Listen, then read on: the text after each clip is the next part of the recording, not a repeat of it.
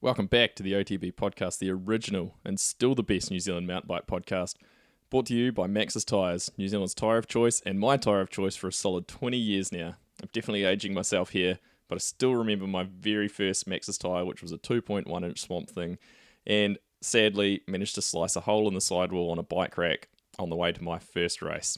Enough about that though. Maxxis is also the tyre of choice for Rae Morrison, who is our guest this week.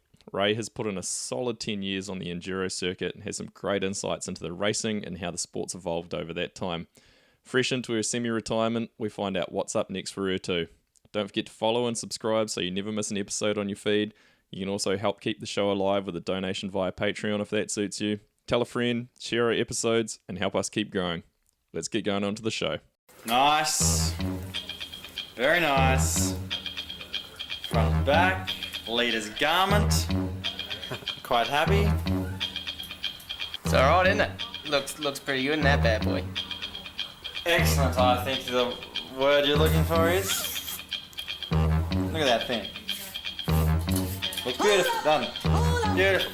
Now, only if you're ready for this.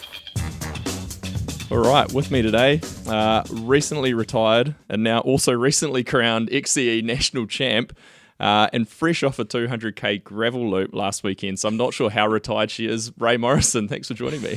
Thanks for having me. Happy to be here. No, it's awesome. I mean, we both live in the same town, so it was inevitable we had to get together to do one of these at some point. So I'm stoked to have you on. Yeah, I'm literally 5 minutes down the road, which I Yep. never realised. And we sometimes end up on some gravel loops and things like that together. That your husband Jesse seems to be like. I think he's maybe the king of gravel riding in Nelson. He likes to do all the organisation. Absolutely, yeah. Sunday is a gravel day. No, that's good, and it's awesome to have you along. You've, like I said, just recently retired from, I mean, what'd you do, like a solid 10 years or so racing kind of EWS, EDR? Yeah, it'll be 10 years on international circuit. I'm not using the word retired, more like a semi-retirement or retirement from full-time racing. Yeah, fair. But yeah, I kind of worked out early on that I couldn't just stop. Yeah. It was quite, too dramatic for me. Yeah, it's not easy when you've been so dedicated to something for so long. And especially I think like mountain biking for people who race it competitively is such a passion as well. Like it's not the sort of thing that, it's not like people racing mountain bikes are out making millions of dollars like a tennis player or something where you kind of like just keep going for the salary. Like I think a lot of people they love it. Totally, yeah. I think it is. It's your hobby, it's your passion, and if you can make it a job, that's awesome. Yeah. But yeah, the money making is definitely not the number one priority No. for mountain biking. But it's pretty cool that you can also do it and make money out of racing your bike. Like as a kid, you'd be blown away to think you could do that. Absolutely, yeah. I wouldn't have even dreamt that this was possible when I was growing up. Yeah. So yeah, it's pretty cool career that I've had. Nice. And so we'll get down into that track a little bit, but I mean, as you say, when you're a kid growing up, where did mountain biking and mountain bike racing start? I was pretty late actually. Like I'd loved sport. I loved the outdoors as a kid. And I did pretty much all the team sports, but would just chop and change them for the years. I'd get bored easily or want to try something different. And it wasn't until I was 15 where I came across mountain biking. And like my dad and uncle were into multi-sport adventure races, and I liked the feeling of that where it's an individual thing, you're out in the wilderness, there's kind of multiple disciplines. And so that's what I kind of wanted to go towards. And there's a race that I did in college. It was like a 6-hour adventure race I did with a friend. And there was a mountain biking bit on that. And I had I think it was like an Avanti or something, just a real basic. Classic New Zealand starter mountain bike. Totally, yeah. Hardtail recreational bike. And I took that on a mountain biking leg of that. And it was like for mountain biking there, it was like a gravel road. But I just remember I just loved it so much. And the gravel descents, I was like, wow, this is awesome. And yeah, from there, then I looked up a local club, joined, and just kind of entered my first race 2 weeks into riding and kind of never stopped. It's I feel like there's probably a little bit of an unconventional way. Like I feel like most people have the whole like, you know, their parents mountain bike or whatever, but I was kind of similar. Like I just fully found it through friends and was like, I'm going to do this bike race. And so I get you on that. Totally. Like I was maybe 13, so it wasn't much different really, but Yeah. where did you grow up? Kapiti Coast. Oh, nice. Yeah. Yeah, I think I was a bit envious of the people that I was competing against where their whole family's involved and their brothers or older sisters did it. Yeah. Their fathers and mothers did it.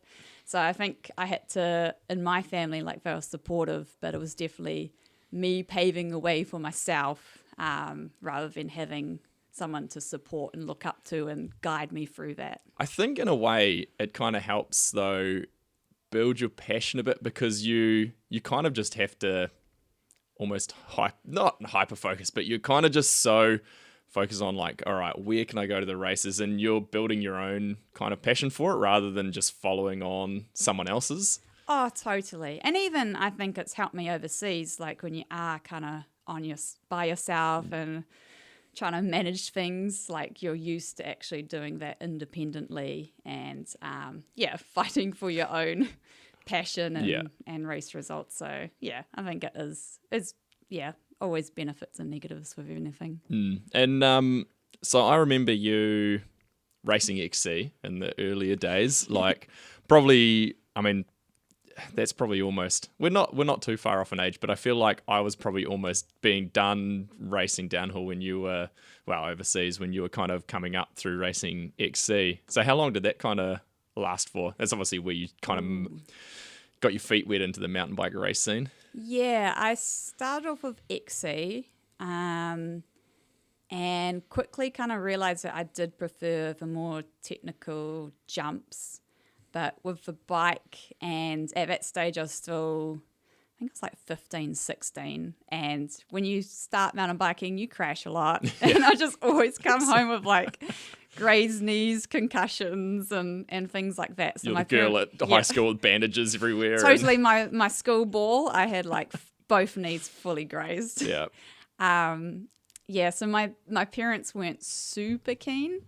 And so I wanted to go to downhill, but they're like, we are not supporting you for downhill. So the gravity bug was always in you then. Absolutely, yeah. And then they're like, we'll absolutely support you for cross country. And by support, you know, you have to like travel to races and things like that. And when I was 15, I didn't have a car or a license. So yeah, heavily required parental support on that. Yeah. So yeah, then went XC route and made good friends, loved it, loved the national circuit there.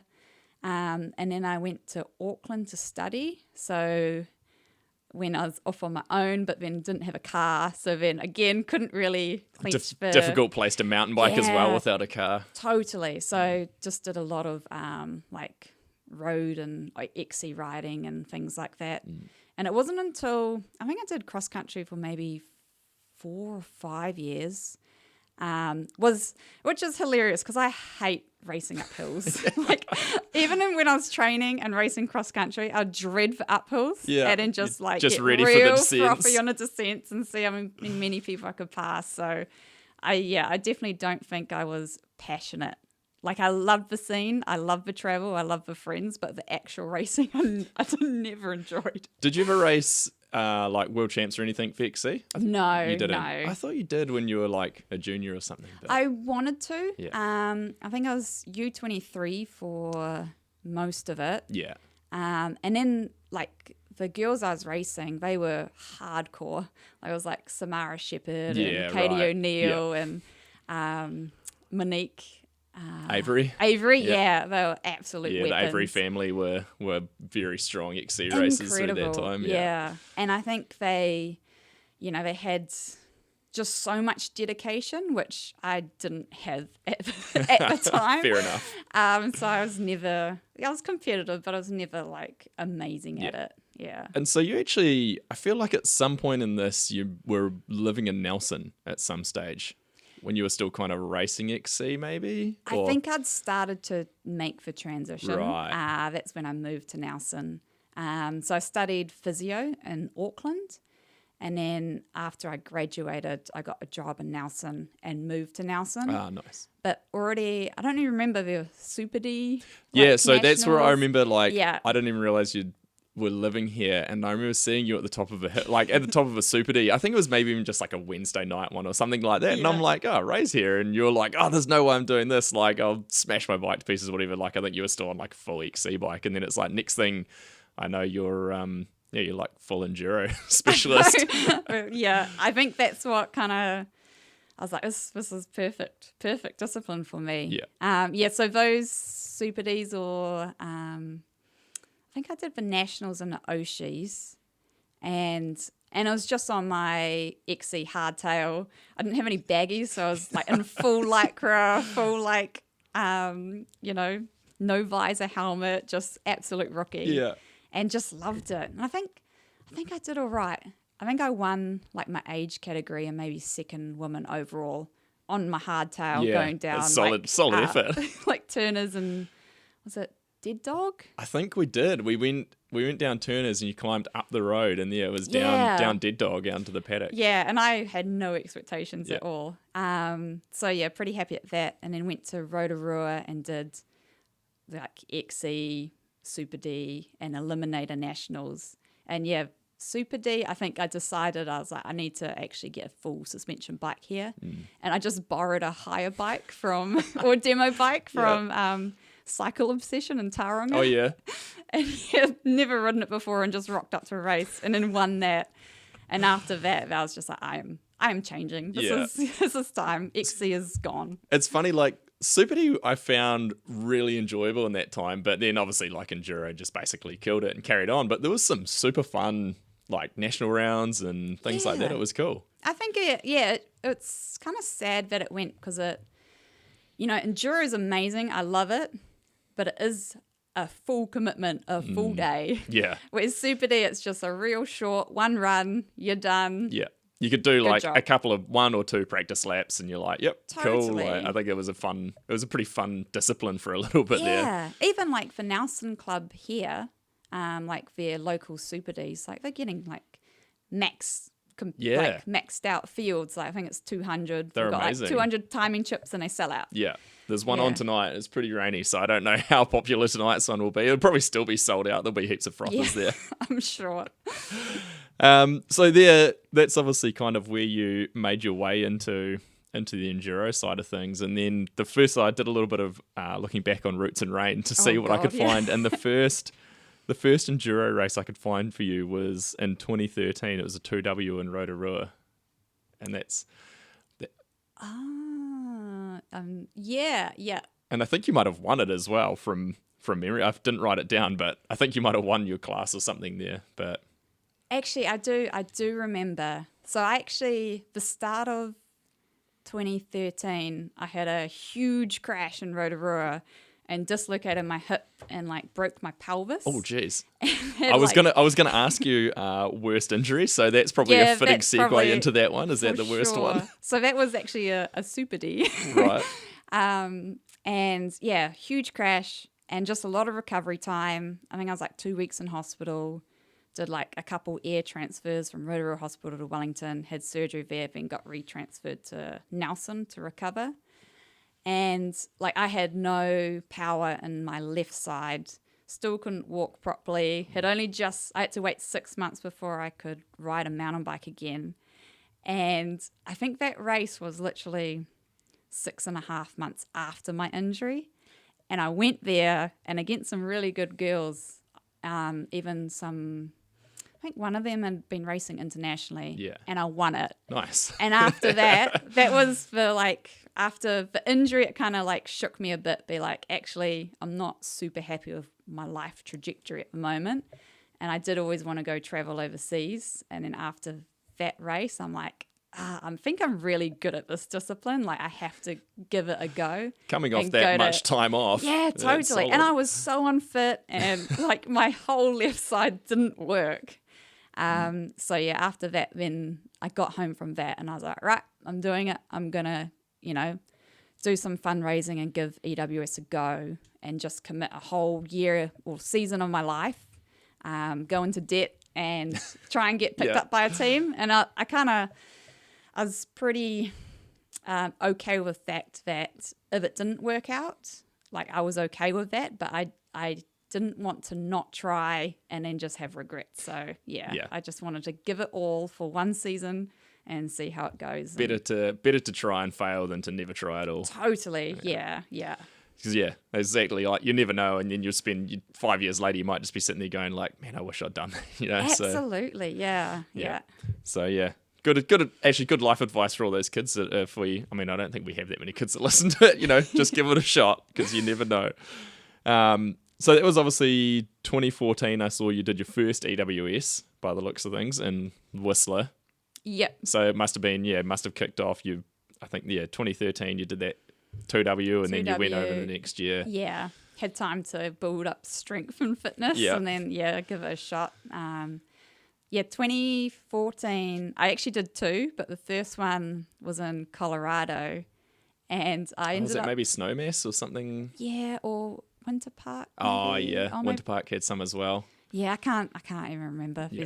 There's so many venues in there. Yeah, but I ended up DNFing because it was on a transfer going down a steep gravel road with ruts, and my front wheel just got like deflected or something, and I went over bars and landed on my handlebars in my gut. Oh, on a transfer too. On That a sucks. transfer, yeah. So yeah, I didn't race that one and just was just at a real sore stomach for a few weeks.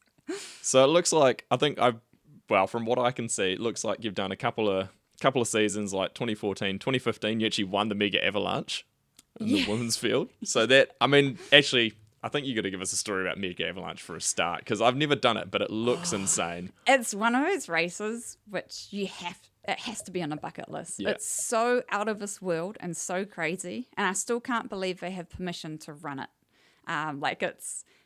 It's hilariously dangerous. The liability on the start looks know. absolutely nuts. It's crazy. It's so crazy.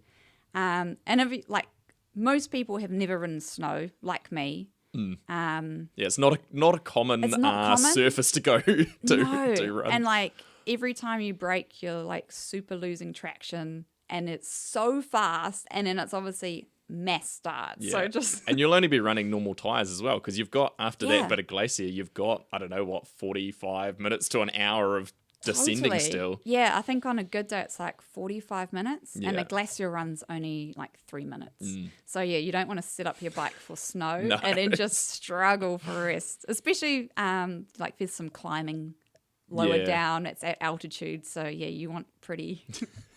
You don't want spikes on your No, on your it's not going to tires. go well later on. Yeah, but yeah, that's still probably the scariest race I've ever done in my life. Been terrified. I think the first one I did, there were girls legit crying on the start line. I was like, what have I got on myself into? Yeah, at that point you're just questioning your decision. I know. Why am I here? And then they play the same song, which is the Alama, La yeah. Bomba. Yeah. Just full hype. And you're just bunch of nerves. And then it's they let you go and you're all just going down a super steep slope all together with the sharpest corner at the bottom. And yeah, if one person in front of you doesn't make it, it's going to be a massive pile up. So because it's all pretty much it's mostly single track as well, isn't it? On the rest of it. Yeah. So it's kind of you don't want to get buried, otherwise you're just going to be behind people forever. Absolutely not. Yeah. So yeah, that year that you're talking about. They had quite a lot of sun, so a lot of the snow had melted. Oh, so you're super going slushy. you're going hard packed snow to slush to rock to slush. So you've got no control. And there's one straight where I think I got up to 80 kilometers an hour, and again just out of control. But yeah, I think because I didn't know how to ride the glacier, and I was scared whenever I braked, I would lose control, so I literally just no brakes everything, and it worked out. Just send it, yeah. Just send it. Yeah, that was so wild. Yeah. Yeah, you have to do it. It's terrifying, but you'll remember it for the rest of your life. Yeah, it looks. I mean, just from the videos I've seen over the years, just looks incredible, and just you can see how out of control the glacier is in those. Totally. It Straight is, into a right hand like 90-degree turn. you almost have to be like, okay, the race will start after the glacier. You just got to survive the glacier. Survive that 3 minutes. Yeah. So then the next season, what you chased, you ended up with the Lapierre on their factory team. Yeah. So there was a couple of years, I guess, of graft, and it paid off. Was more like, so I went over and did the Colorado and Whistler round as like a holiday kind of bit of racing, and then the next Test the year waters. that's test the waters, yeah, and that's the next year was when I like fully committed to the season, and did the whole Kiwi van life, gypsy, An on experience in low. its own. Absolute character building for sure. Mm-hmm. And then so did that, and then I was lucky enough to get enough good results at the end of the season that I got offered a spot on the Lapierre team, which was awesome. And that was like, at that point, it's 2016, they were a pretty big force through those kind of years in there. Well, they had like Nico Villios and then Adrian Daly and me. Yeah. So yeah, some like Nico was huge name in the sport. Yeah. Massive. So. Yeah, that was an insane experience. I almost wish I could go back, and I don't think I made the most of it, but not. I could have learnt so much more. I think that's always something you look back and maybe regret's not the right word, but you're always kind of like, I wish I'd just made a little bit more of that or done this. Totally. Yeah, but that was an amazing step into pro life. And I spent the year in France as well. Do you speak any French? I tried so hard. Like from speaking no French, and then I was immersed in a small village where I think no one but the team spoke English, and like got the opportunity to practice French every day. And I just I just couldn't get it. I had all the books, I had all the like listening things, and I was practicing. And I don't know, my brain just it's not there for another language. Yeah, I could speak as a toddler could speak, but there's no way I could have. Yeah, you're not like really communicating super well. No. How did you find that? As a Kiwi on your own in like a French speaking town like that, because it's got to be. There's going to be an element, I think, of homesickness for most people anyway. Like, did that have its struggles in itself like that, or were you pretty relaxed with it? I think it did. I think it was the first time I was ever living by myself, because the team put me up in like real nice this apartment in the village where we're all from, and I think because I had some pretty traumatic stuff happen at the start of that year, which I didn't really deal with, and then I kind of ran away and went overseas. Yeah. So I think I had a lot of like mental health issues going on, and in that with the isolation in the French with the only English speaking, I think mentally it was quite difficult when I was there. But then at the same time when we did go to the races and I saw all my friends, You have a bunch of Kiwis and friends to hang I out was with. just like on such a high at the races and just love being there, love the races. So I think that overall, like, it probably helped my racing because I was just living on such a high wave while I was away at the races. And I guess sort of you probably just threw yourself into the deep end of training as well. So in that aspect, it probably maybe helped a bit because I assume you were probably just riding a ton. Yeah, totally. So. Yeah, as you do. Yeah, it was amazing experience, and it definitely taught me, things about like bike setup, race strategy, and training as well. Yeah.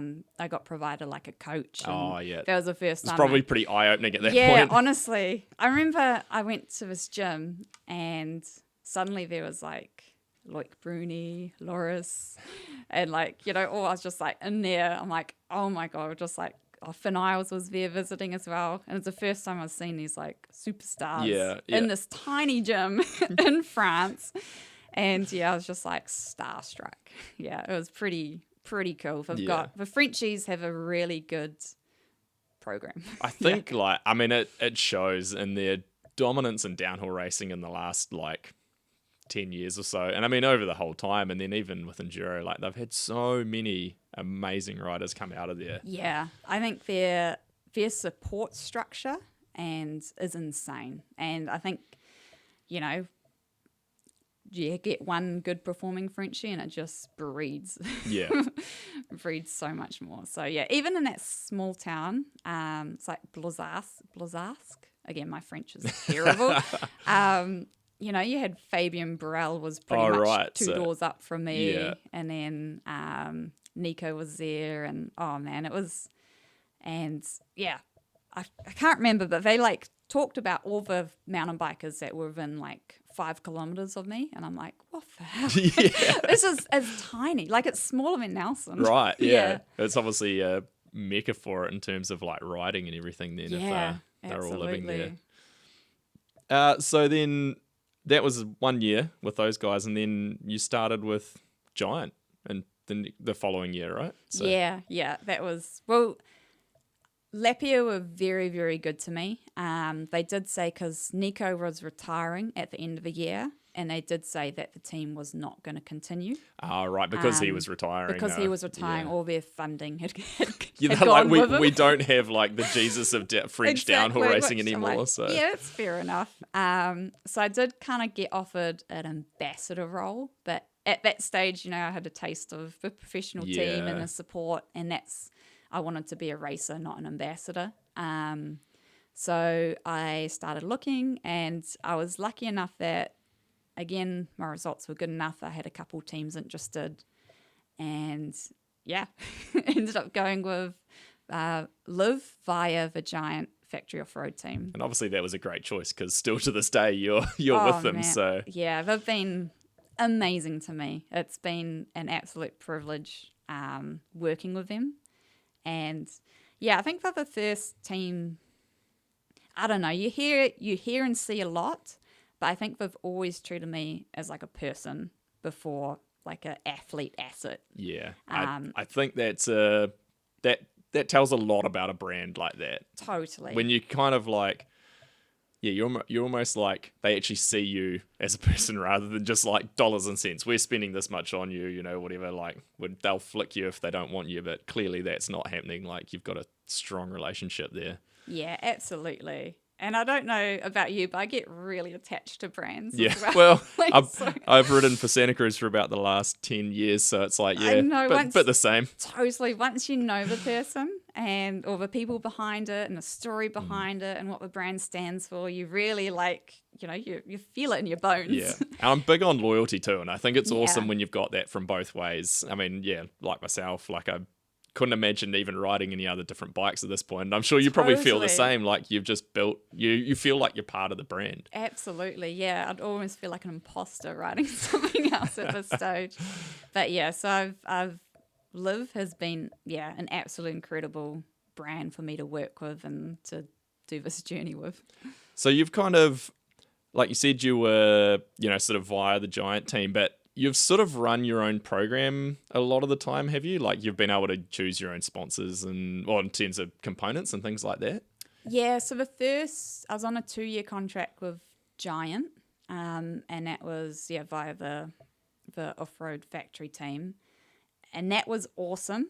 But I had some pretty, well, I guess the way the teams, they're a bit more rigid in, you know, the sponsorships they can have, and like the travel or allocation of finances with travel. So stuff like that. Again, in hindsight, I can see why they did it, but at the time, when you're like emotionally involved, you're like, well, I don't understand this at all. So things like they didn't allow us to stay, like say there's 2 weeks or 3 weeks between a race. They wanted to send us home rather than pay for accommodation to stay, so we didn't have to travel.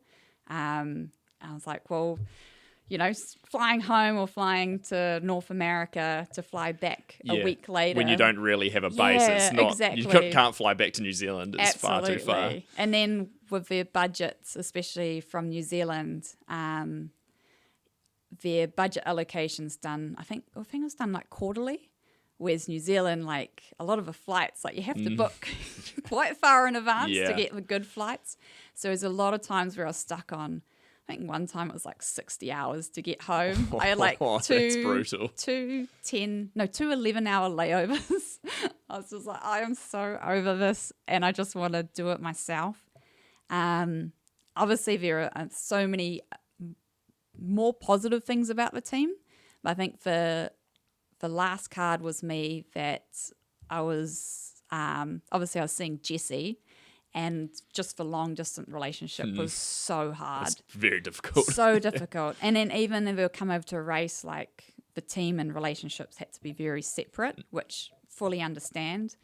But yeah, it was just a really hard time for me to maintain a relationship for so long. I think we had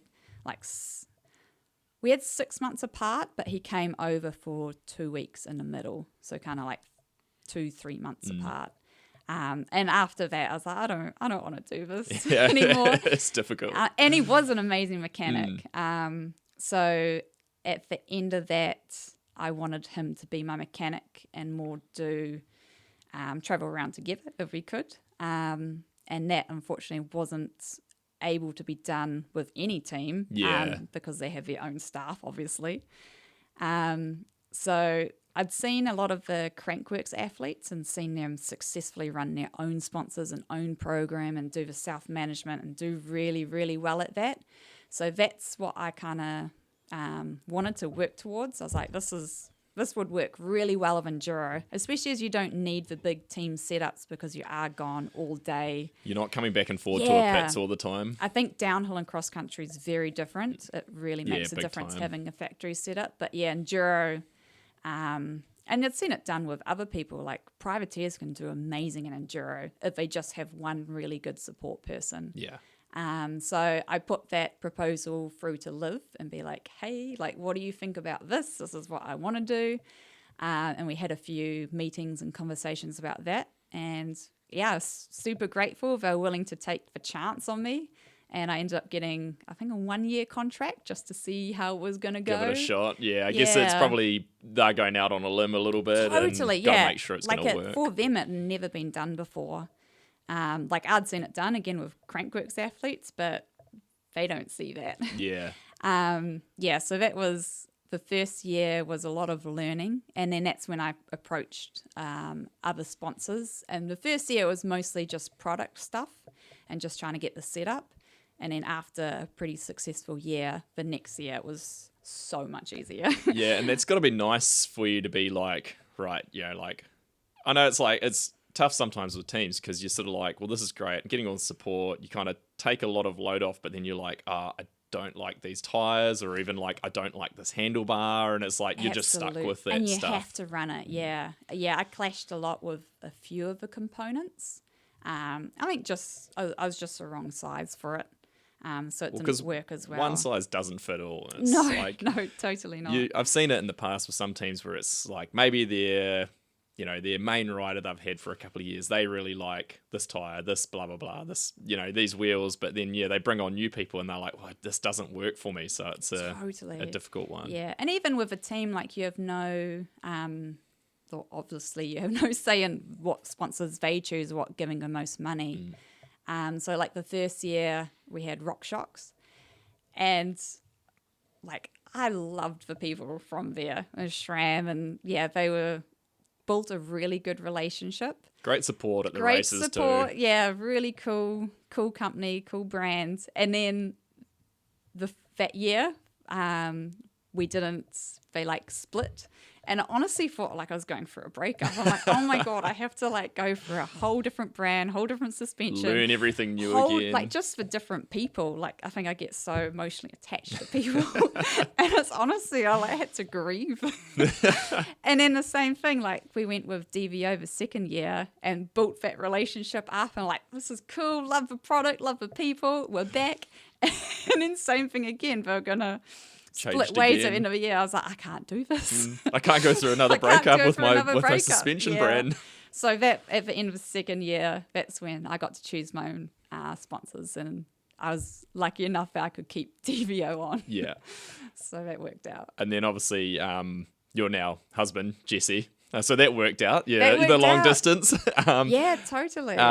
He's the DVO importer in New Zealand now. So Yeah. it's like, yeah. It's And all- that literally just happened. I'm sure he can give you a story, but it was when I was sponsored. They sponsored me as an individual the following year. And then Jesse, a mechanic, he went and spent a lot of time with a DVO, like pulling apart suspension, putting it back together, like learned learned the whole all the things process. In a Whistler car park. And from there, best place for it. Where exactly. else would From you do there, it? I think they went out to dinner, got a bit tipsy, and they offered him the distribution in New Zealand. He was like, "Oh yeah, go on." And then Give the it a next nudge, day, he's classic like, Kiwi. "Actually, is this serious?" And we're like, "Yeah." So just literally just from a car park, That's maybe a awesome. few too many beers. Yeah, And that's usually how things happen. totally. So obviously we're kind of getting around to 2020, and I wanted to. I don't really remember what the Enduro series looked like in that COVID year, but I mean everything went completely sideways that year. I remember like the World Cup was like 4 or 5 rounds or something. What did the Yeah. Enduro series look like that year? Do you remember? It was such a I weird think time. it was 3 rounds. Right, so it was super short. There was one in Zermatt, which I didn't do, but that was the one that got snowed, and it ended up only being like 1.5 stages long. Cause Imagine if you'd travelled all the way I there in know. that COVID like period just for yeah, that. and then there was one in Petra and Finale. Yeah. So 2 kind of in the same region afterwards. Yeah, I decided the whole Giant and Live weren't super keen on athletes racing in That's- 2020. That's good, like to Yeah. have a brand that's actually looking out for their athletes like Oh, that. Because definitely, you'd imagine yeah. a lot of brands are just like, we've got to be there. Like, Totally. we've got nothing else on. You've got to go to the races. Yeah, but I was super keen to go. So Yeah, on the flip side, you're just Yeah. sitting at home like, I got to go do like, something. come on, let me go. But I decided that I didn't want to do Zermatt. So I'd hold back on Zermatt, see how it went, and see what it was like. And then if it was like good, then I'd do the last 2 rounds because there was no overall either. So Oh, okay. It was there's just no individual point- rounds. yeah, That's individual right. I forgot rounds. about that. And I mean, yeah, travel was absolutely chaotic at that point as It well. honestly felt criminal to go traveling, like at the airport, leaving a country, got interrogated. yeah. Like, What are you? Yeah. Why why are you going? leaving? Don't you know there's a pandemic on? And oh man, You're like, I But- just really want to go race my bike. yeah, please let me go. But traveling was like the first year, well, 2020, the first flight. Our airplane, there was like 6 people on the whole plane. It's wild. It was amazing. Like you could pick what seat and have like rows and rows of seats to yourself. And then they still had air hostess, and they were obviously quite bored. And Yeah, they it's like no come one around here. all the time with extra meals and snacks. And honestly, it was luxury. Yeah, that had to have been wild just sitting on like a full size plane flying internationally with no one on it. Yeah, it felt so bizarre. They must. Obviously, the airlines lost so much money, but I think they're still doing a lot of cargo. Yeah, it makes sense. But yeah, it's just no one there. How many times did you do the hotel isolation when you came back? I only did it twice. Oh, I can't even imagine 2 weeks in a hotel room. The first, like, to be fair, I think because it was my own choice and I left knowing that I had to do it. So it was just part of it. The first week was actually amazing because you're a bit jet lagged, you're tired from a racing, and there's just meals for you, breakfast, lunch, and dinner.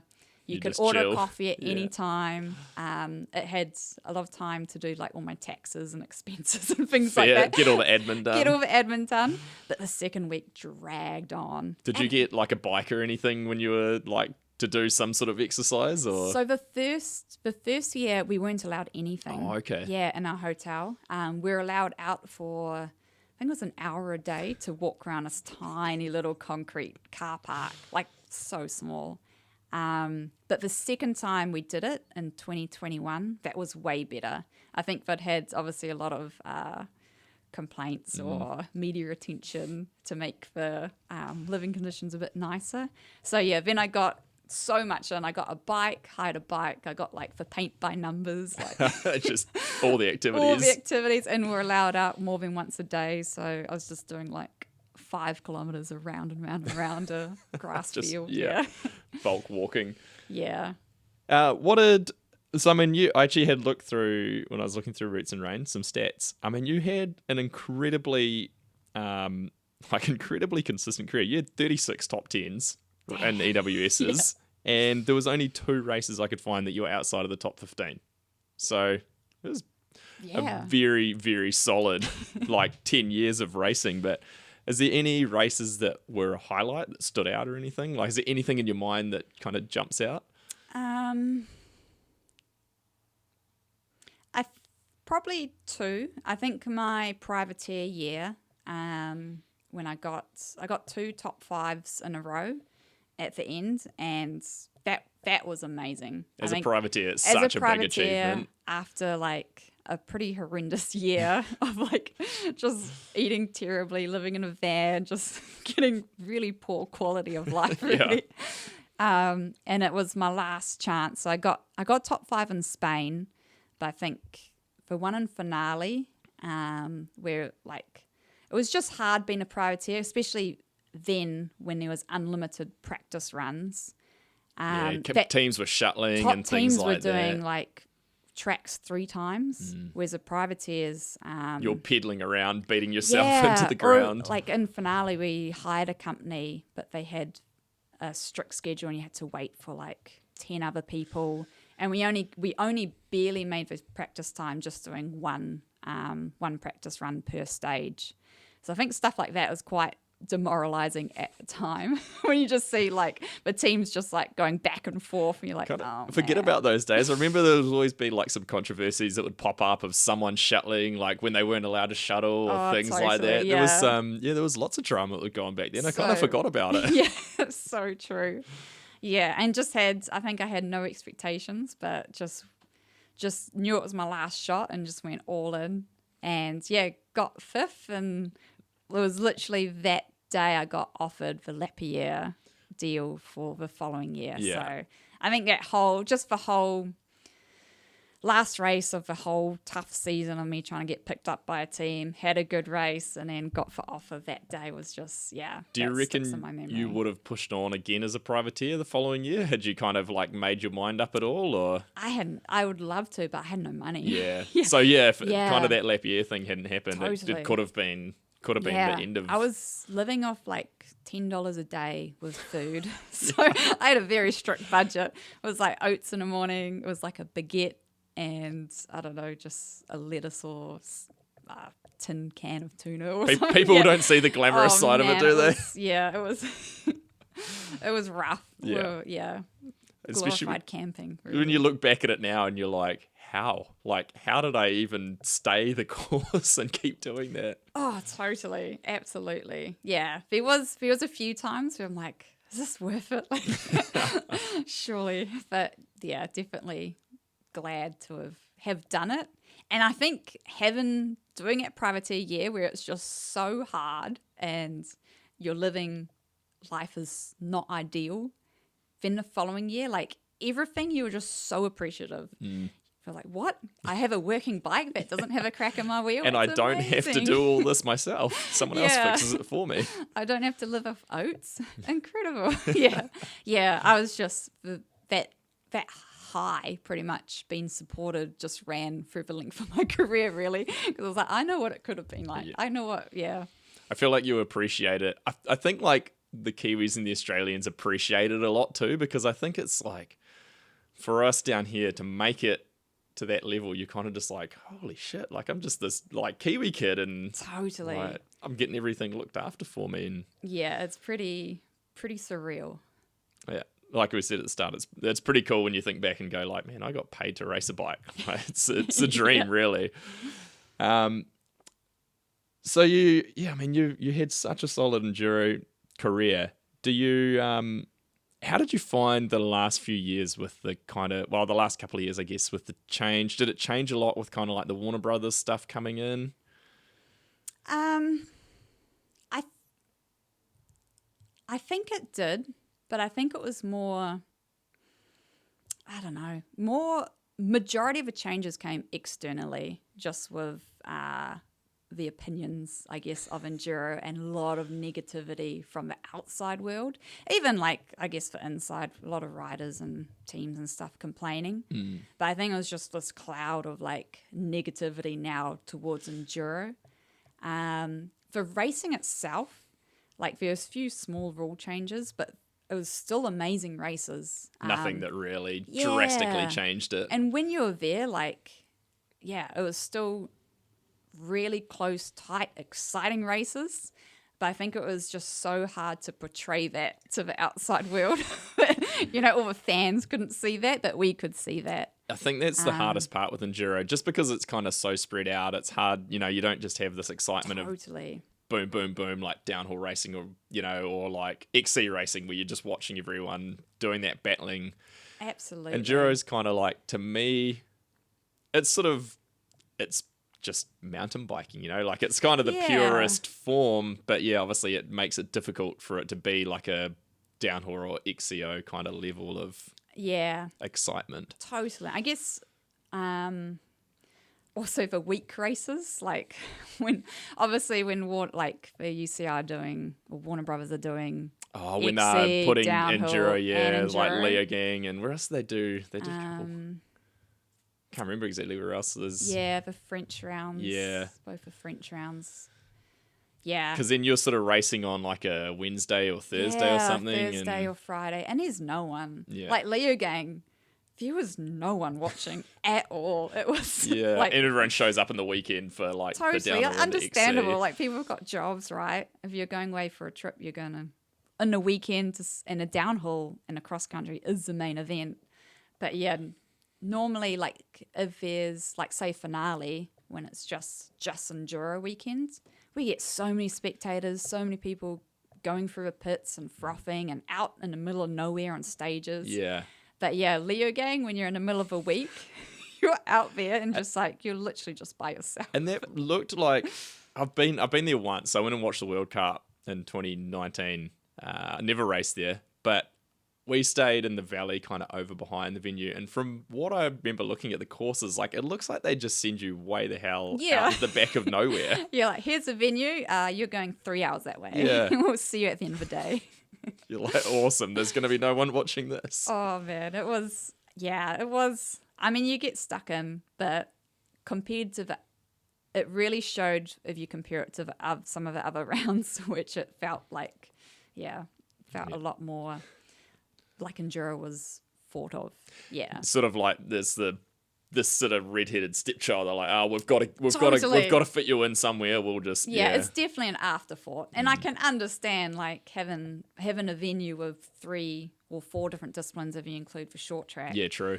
Like it's so much, and the enduro's for one that's losing your money. It's really hard to, film and portray to everyone. So it's unfortunate because there is, like you say, there's so much good racing that goes on, but it's just getting it's out there. Really hard to capture.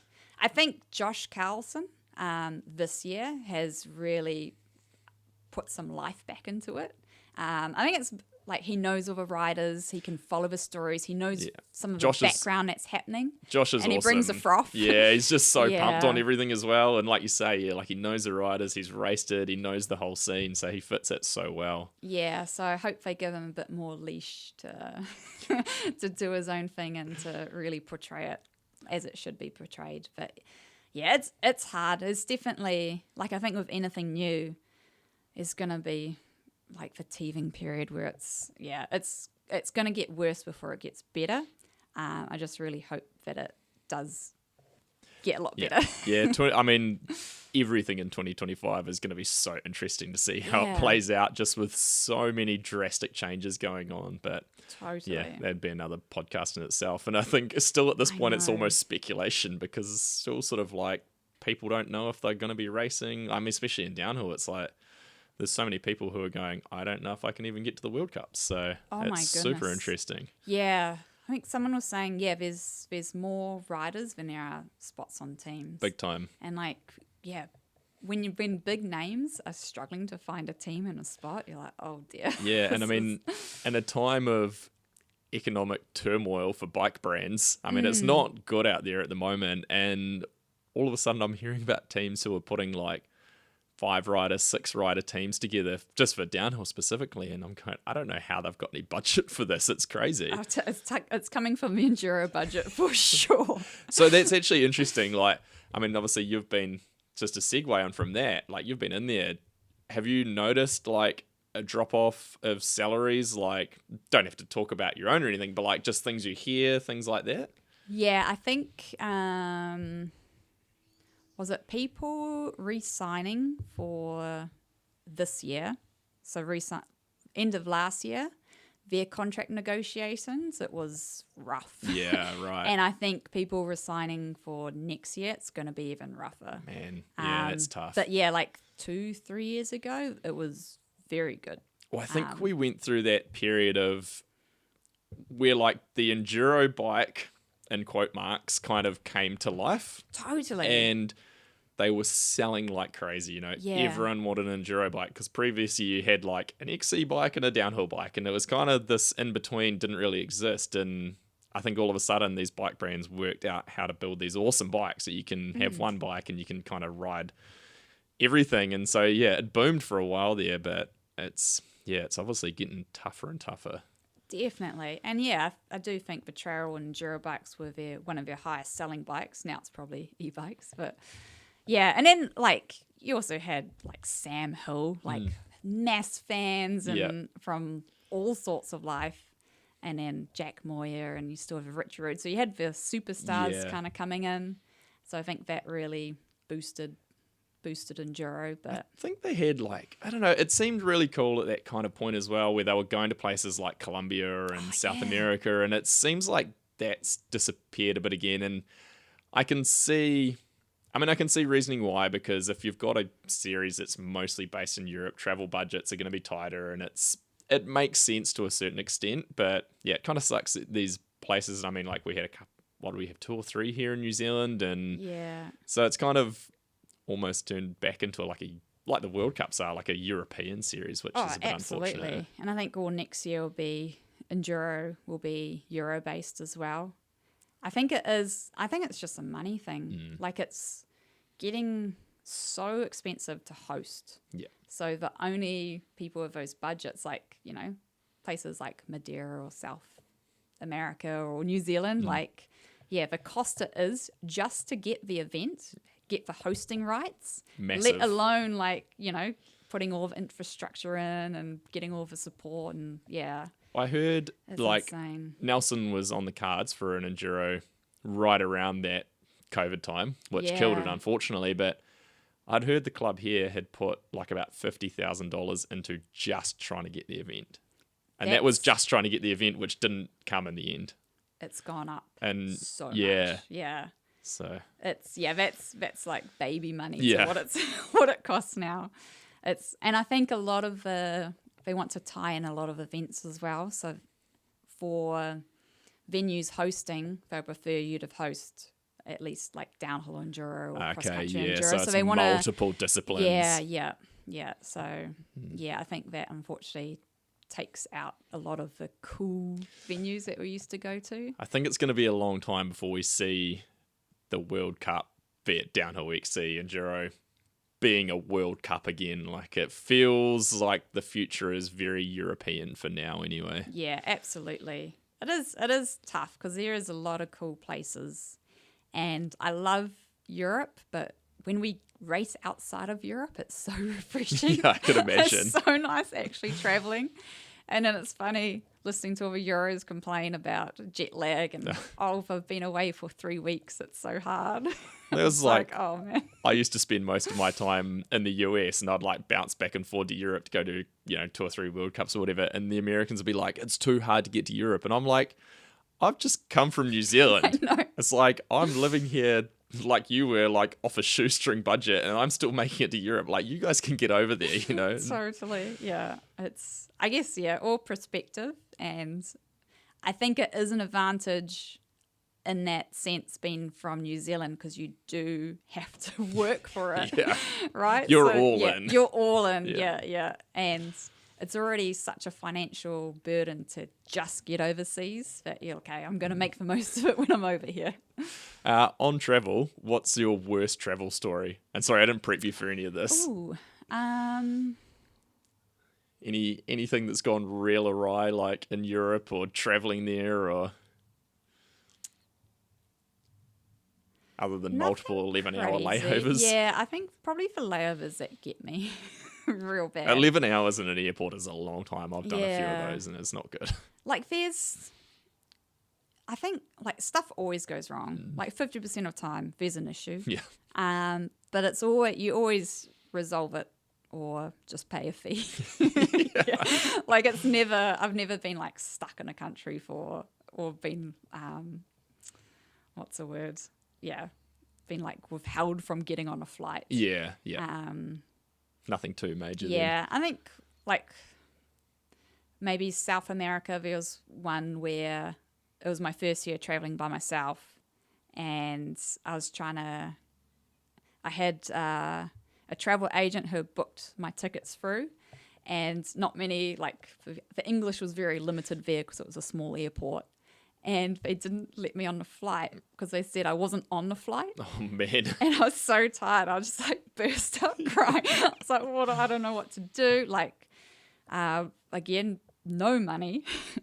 And I had to actually rebook or buy another flight Oh, man. to get to France, and out of my own pocket got to France. But then again, I just contacted my travel agent, and she sorted that out and got me a refund for my other flight. Yeah. Benefits of using a travel agent. Yeah, exactly. So just things like that. Yeah, I don't think there's been, even with the Schengen, the 90 days in Europe. Oh, yeah. Yeah, like this year we were way over.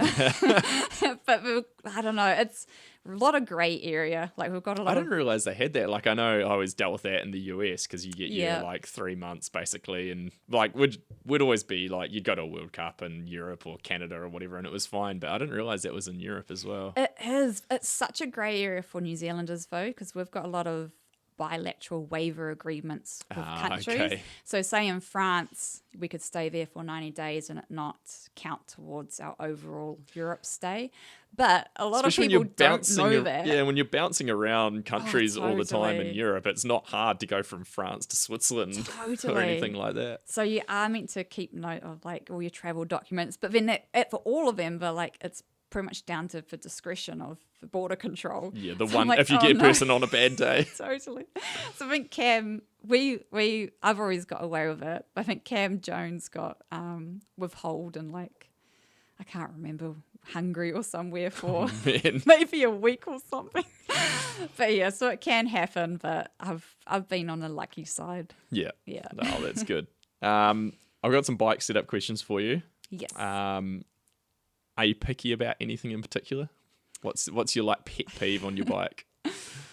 I'd probably say suspension, just because I'm very privileged to have a suspension technician living with me, that I know what it feels like when it's working and it's really, really good. Yeah.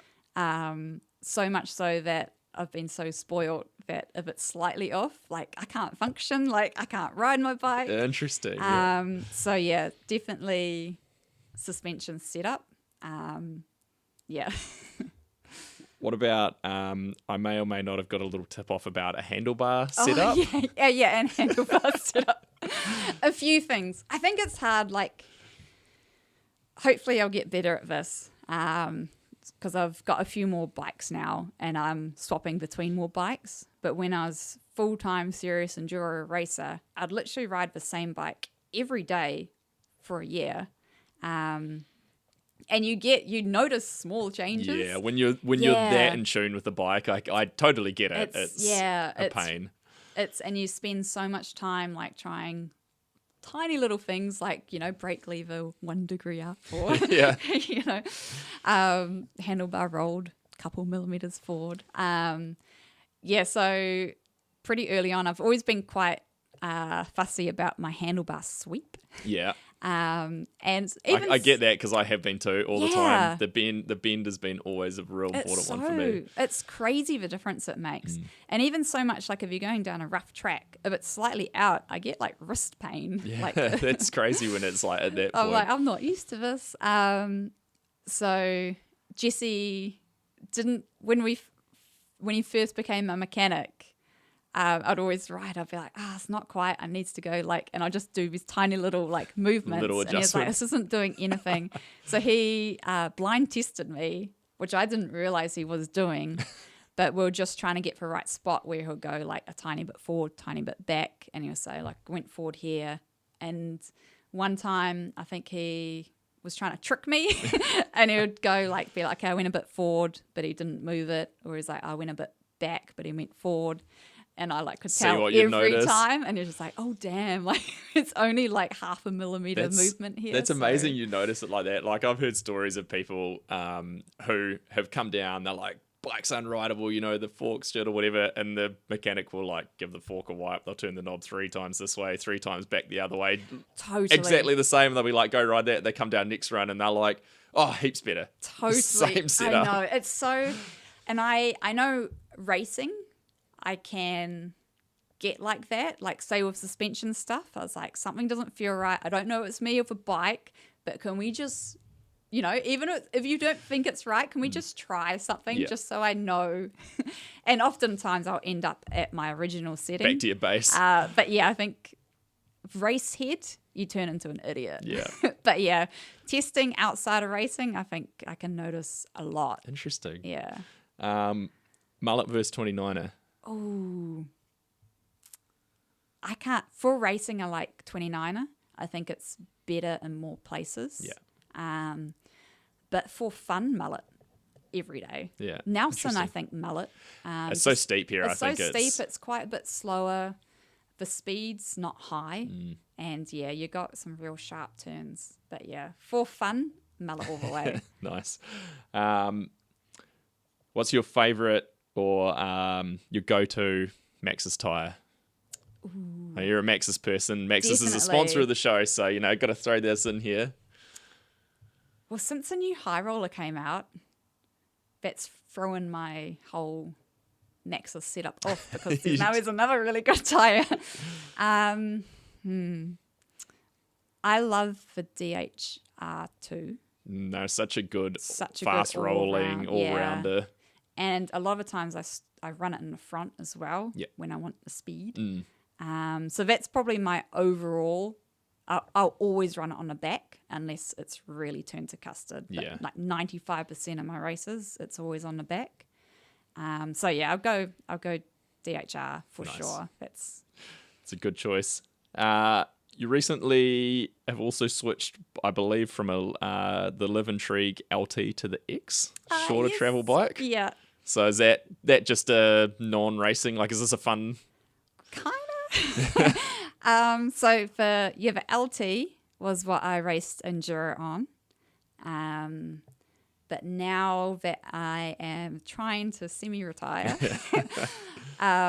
like an enduro setup, it's made for big hits. It's made to last. It's made to be durable. It's made to be fast. It's not super playful. Yeah. So the X is a shorter travel. It's like 150, 140. And it's just so fun to pedal. It's easy to pedal. You can throw it around a bit more. I don't have to ride anything. smash, I don't need to smash through super technical sections real fast. So it's just a fun thing to play around while I'm home. And then I think because there's so much mental association with LT that it's my race bike. And I've ridden it for so long. Yeah. I know what it's like when it feels good or when I'm riding good or what it's set up. So I think getting on a different bike, it's better mentally, giving me a break where I'm set up. I don't really, Yeah. it Just doesn't need to be riding this, perfect. Just yeah. need to ride it. I also want to do a few Crankworks events. Oh, nice. Yeah. So I think a shorter travel bike would be a lot better for slalom and air DH and stuff Big like time. that. So I like to get used to a bit That more makes of that. sense. Yeah. How sick are you of your husband Jesse trying to steal your bikes? Oh my God. I've lost my e-bike.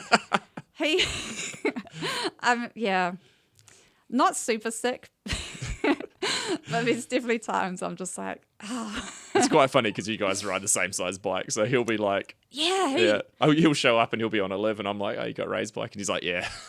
Yeah. Yeah, I think I've lost my e-bike. Yeah. He is really, really good, and it's really a benefit that he can ride my bikes really well, because then for setup stuff, he knows exactly what I'm talking about. Yeah, but it'll be nice. Jesse, can I have my e-bike back? Yeah, we'll put it out to the public now, so it's on record.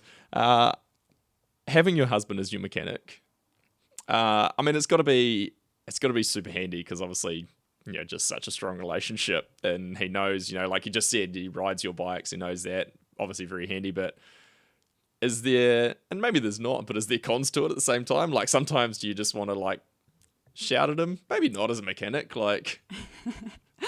Good question. First year, huge learning curve. I could imagine that would have been. I think the first year we're definitely learning. I think like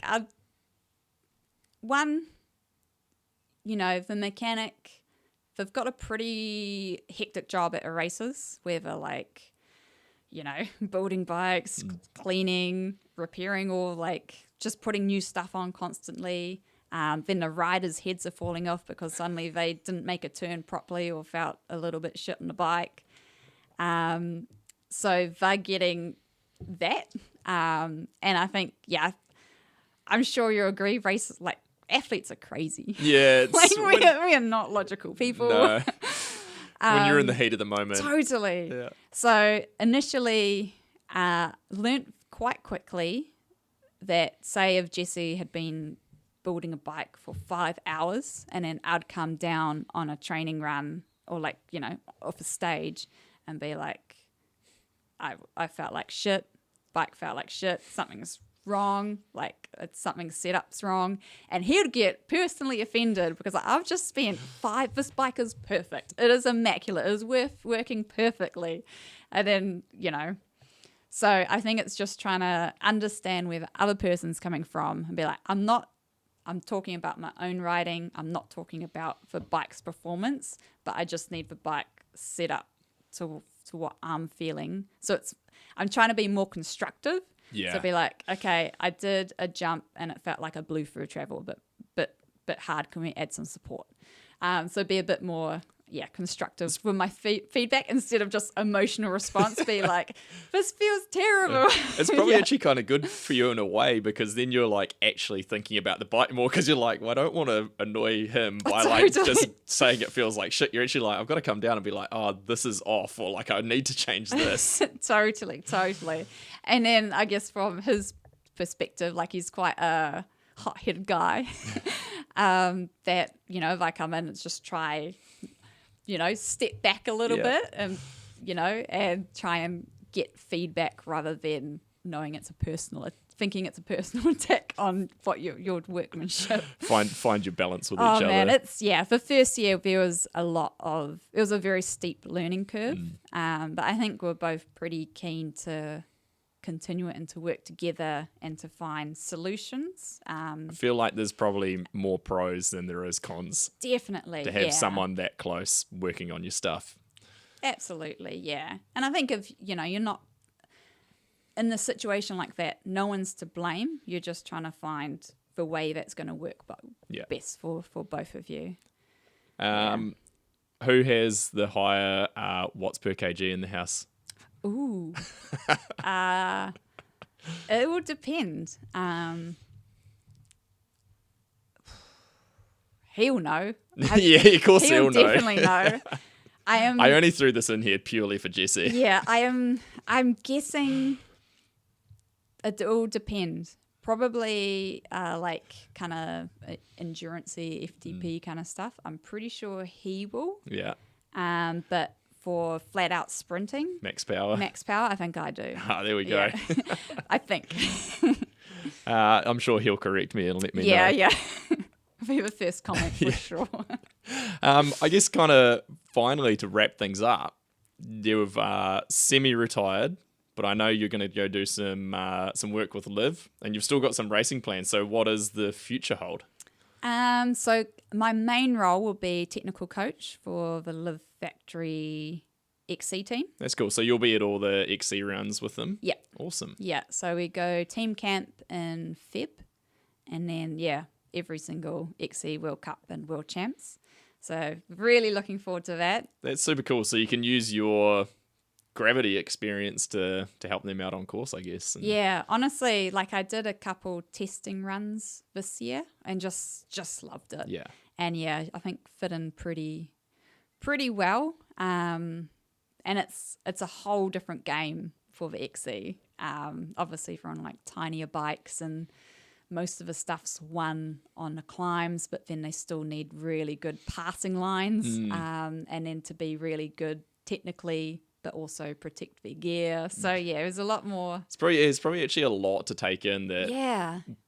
I guess quite a few people probably wouldn't even think about it. Even in the World Cup level, they're probably just like, I'm just going to ride down this line because this is kind of where everyone's going. Totally, yeah. But even then, like, every major team has a technical coach. It's crazy. Like, I'm out there and I'm like, with every group of riders, there's like a coach. Yeah. Like, wow, this is It's changed a lot. It's changed a that lot. didn't used to exist, really. Yeah. So that's been a really fun experience for me. And especially as I've got no desire to race cross country, but I still love the technical and I still get to be a part of the races, but not get FOMO. So I think it's, best of both worlds for me. Well, that's cool. And then I still want to do some of my own racing when it fits in.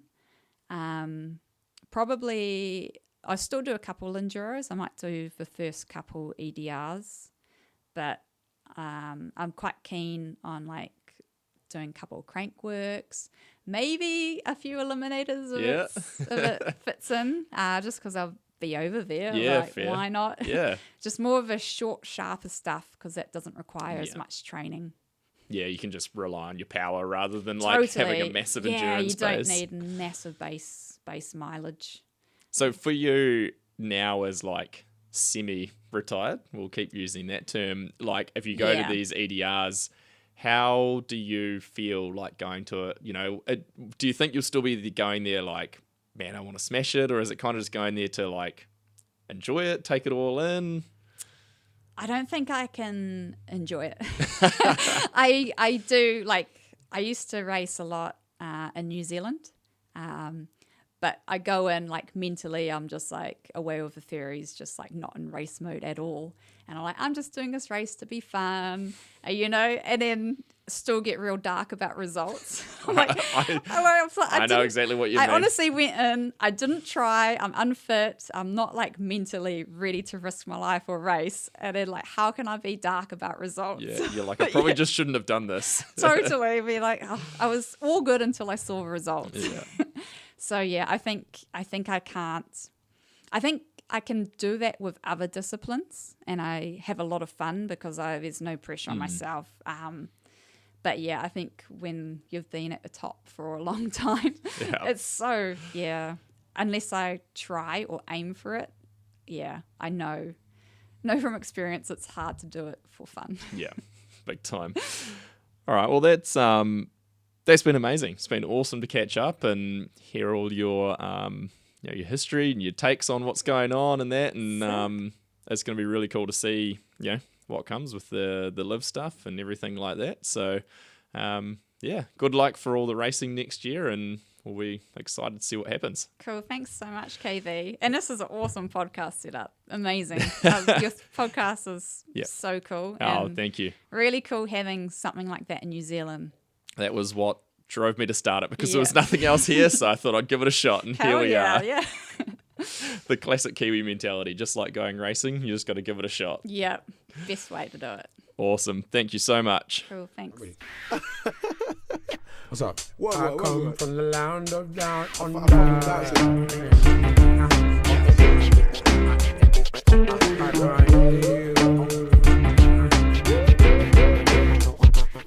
I can't hear you. What was that? I can't hear you.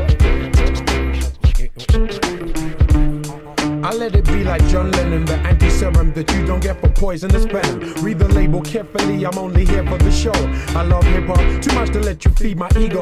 In the key of F-U-C-K, Y-O-U. I mean, why do I owe you if you're not helping me through? I mean, why do I owe you if you're obstructing my view? Success is not my castle, just a house that's brand new. You see, I irrigate the culture, give it shape like a sculpture. Still complicated, rock like I'm supposed to. B-L-I-T-Z like my DJ.